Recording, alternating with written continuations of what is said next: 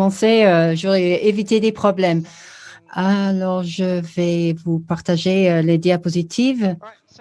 Alors, dans le contexte, au-delà du peering et ce qu'on essaye de faire aujourd'hui, c'est important de voir l'échelle de l'Afrique pour comprendre ce qu'on doit faire dans notre région.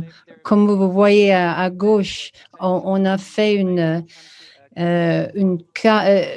carte avec d'autres pays pour on les a rempli le continent d'Afrique avec ces pays pour voir les problèmes qu'on doit traiter. Alors, on a plus de 20 systèmes de câbles sous-marins. Pour ces points d'échange d'Internet, il y a 46. On a seulement un point d'échange par pays et il faut offrir un service au continent avec une population énorme. Alors revenons à ce qu'a dit Susan. Et les points d'échange sont devenus la dorsale pour le service d'Internet, pour le contenu dont on a besoin. Merci. Alors, on connaît le continent d'Afrique. Pourquoi c'est important le peering? Une des choses qu'on comprend tous que c'est une réduction, ça contribue à la réduction de latence. Ça connecte les réseaux et dans le contexte des entreprises, on a des meilleures performances pour les utilisateurs et les clients. On a un des moteurs plus importants des points d'échange et c'est la réduction des coûts. Susan l'a démontré très bien parce que si au moment de s'adhérer à un point d'échange, on est moins dépendant des transits internationaux qui sont très chers. Alors, en plus du fait que la latence est réduite, alors les clients et utiliser les fournisseurs de services d'Internet, c'est au bénéfice de l'utilisateur final.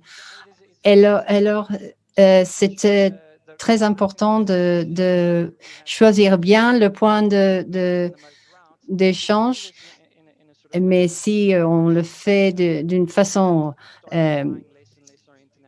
on est moins dépendant du trafic, du transit international pour le réduire au minimum. Lorsqu'on considère les entreprises, si on change le trafic dans le nuage, par exemple, si on considère le peering dans ce contexte, pour les clients qui utilisent les centres de données neutres, si on regarde les capacités de 5 ou 10, dans quelques pays, ces contenus sont très chers. Si on le considère d'un autre point de vue, on a la capacité on peut augmenter la capacité et la vitesse. L'histoire continue, s'évolue et démontre l'importance du peering et finalement pourquoi c'est important le peering, parce que le résultat, parce que la valeur ajoutée pour nos utilisateurs est très importante. Et on dépend moins des transits internationaux et c'est un environnement beaucoup plus facile pour nous. Alors, on a considéré le thème de pourquoi c'est important. Maintenant, on considère la valeur des échanges d'Internet et l'élément, c'est d'unir les réseaux. Il y a beaucoup de gens qui travaillent sur ce thème et pour cela, et comme conséquence, on a créé une plateforme pour les adhérents, pour plus d'adhérents qui se rejoignent. Et ça contribue à l'évolution de ces réseaux. C'est un environnement agréable. C'est un environnement neutre. Il n'y a pas de pression. C'est une valeur ajoutée.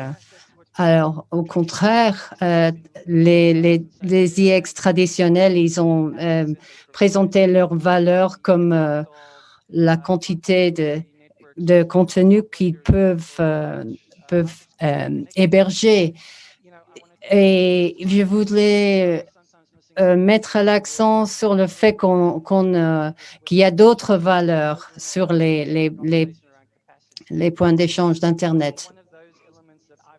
Et un de ces éléments que j'ai vu de ces dernières années, c'est la différence entre un échange normal et un échange pour plus d'adhérents.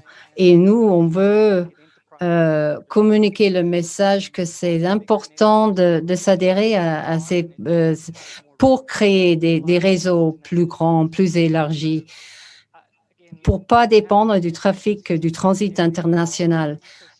Et vous êtes impliqué dans votre système, et votre écosystème. Vous faites partie, vous créez des relations. Et j'ai vu plusieurs fois la valeur en tant que la création de nouvelles relations entre les adhérents et les connaissances qu'on peut partager et l'avantage de partager ces connaissances. Et finalement, l'utilisateur, on peut offrir une meilleure expérience.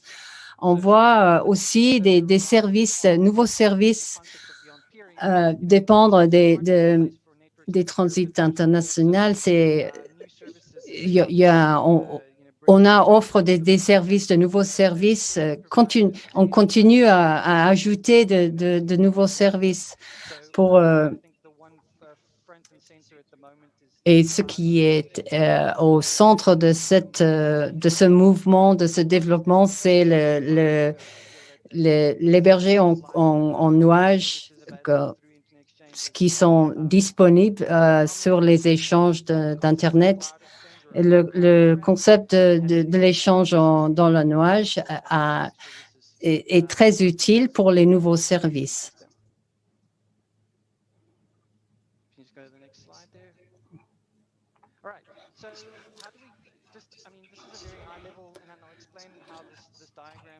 Je vais expliquer ce graphique, comment on peut faire avec tous les éléments. Avant 2016, on voit l'image avant 2016. Les deux cercles, on voit un point d'échange local et c'est avec un transit IP avant 2016.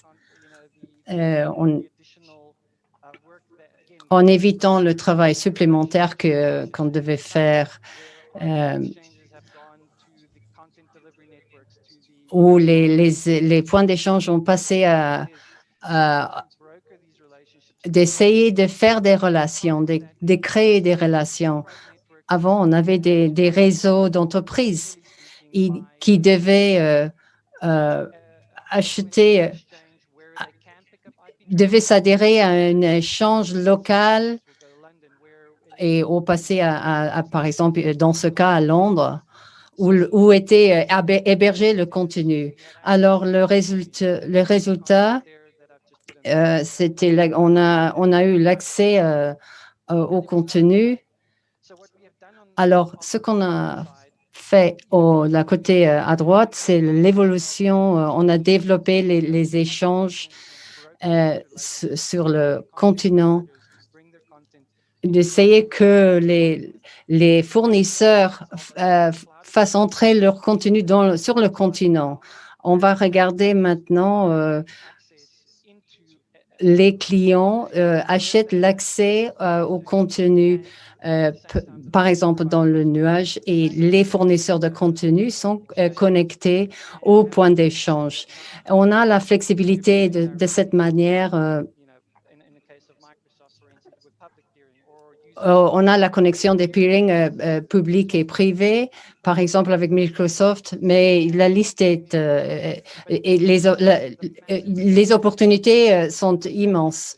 Et un des bénéfices plus importants, c'est la possibilité de faire du peering avec un fournisseur.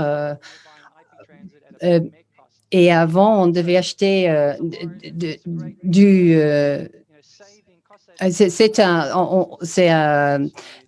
on peut faire des économies de coûts de cette manière. Prochaine diapo.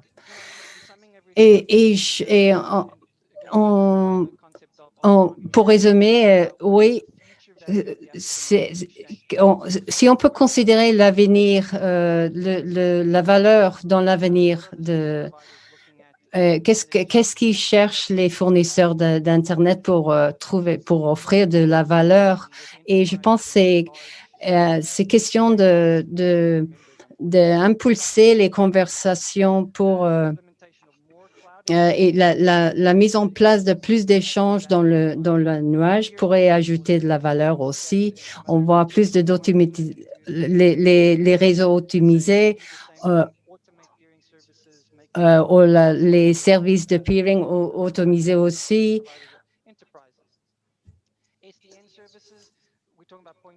Les services SDN de point à point, la connectivité, utiliser